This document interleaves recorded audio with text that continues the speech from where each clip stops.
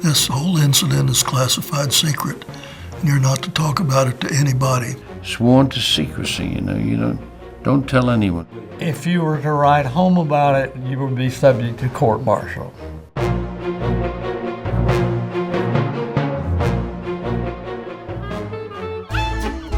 It was 1939. A riverside town in New Jersey by the name of South River was busy digging itself out of the Depression.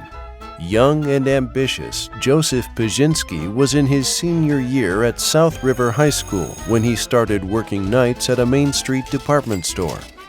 While Joe was busy selling shoes at his new job, an Austrian scientist by the name of Dr. Herbert Wagner was busy with his own job, designing a radio-guided missile. His brilliant mind was engrossed in missile technology for years before he became a missile design engineer at an aircraft company who was under contract with Nazi Germany.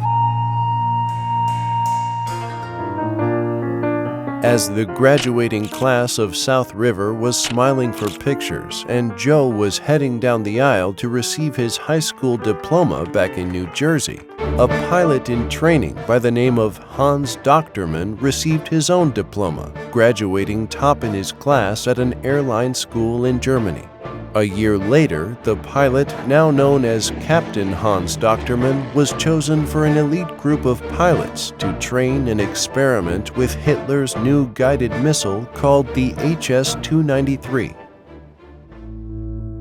At 21 years old, the draft age in 1942, Joe Pajinski was recently married and on his way to basic training for the U.S. Army. Dear Mom, it's been a long time since I last wrote you. You'll have to excuse me because we have such little time to ourselves. I can no longer tell you anything we do here. Every little thing is a military secret. I was promoted to sergeant last Thursday and it made me very happy. I guess I'll say so long for now, but we'll write again soon. Your loving son, Sergeant Joe. The rookie soldier's first day of war started off the coast of North Africa, where he boarded a British transport ship called the HMT Rohna, along with 2,000 other U.S. soldiers on Thanksgiving Day, 1943. The following day, the German pilot Captain Hans Docterman, now the commander of a bomber plane, launched a new high-tech missile. This new missile, the HS-293, designed by no other than scientist Dr. Herbert Wagner, was guided straight into the side of the HMT Rohna. The bomb was moving at something like 500 miles an hour, so it was pretty fast and coming straight at us. Bomb exploded. That wood splintered and it flew around like spears. You should see some of the bodies were impaled with 4x4s, 2x4s, right through their body. You couldn't walk the deck, it was so bloody.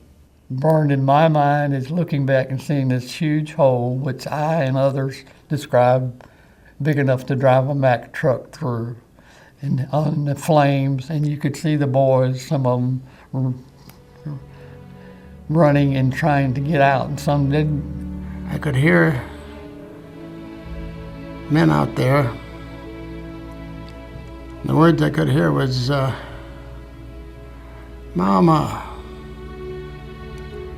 Mama. The War Department classified the attack, ordering all survivors to remain silent. The guided missile attack was erased from history, along with the 1,000 soldiers who died that day when the burning ship sunk to the bottom of the sea.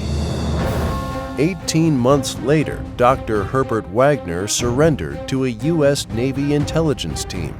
He was then smuggled out of Germany and flown to Washington, D.C. The U.S. War Department considered Dr. Wagner as a man with skills unmatched anywhere in the world. His knowledge was so critical to the development of missile technology that special agents brought Wagner back to the U.S. and inducted him into a secret program.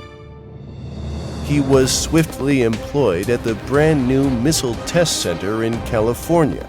Dr. Herbert Wagner was rushed to the U.S. This is even before Hitler had taken his own life.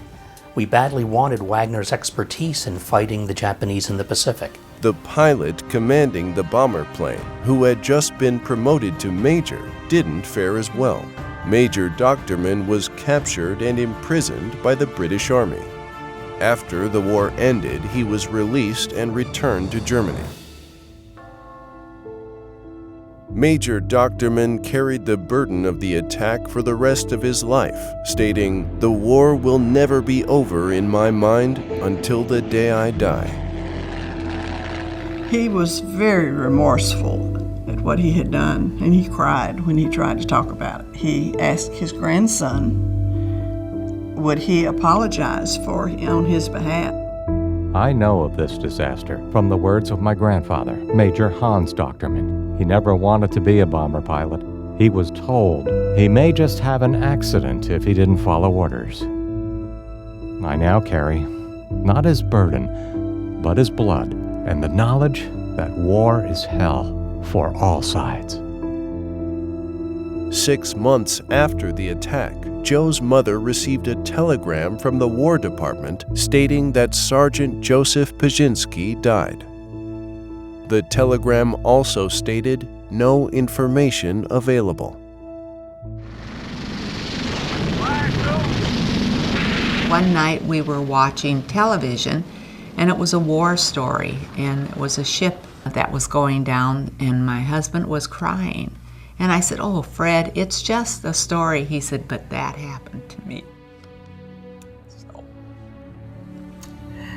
excuse me, that's how I found out about the Rona.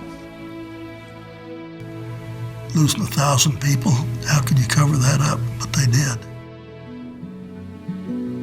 May those bones around her rusty hull forever rest in peace. And the men who sailed the Rona have their page in history.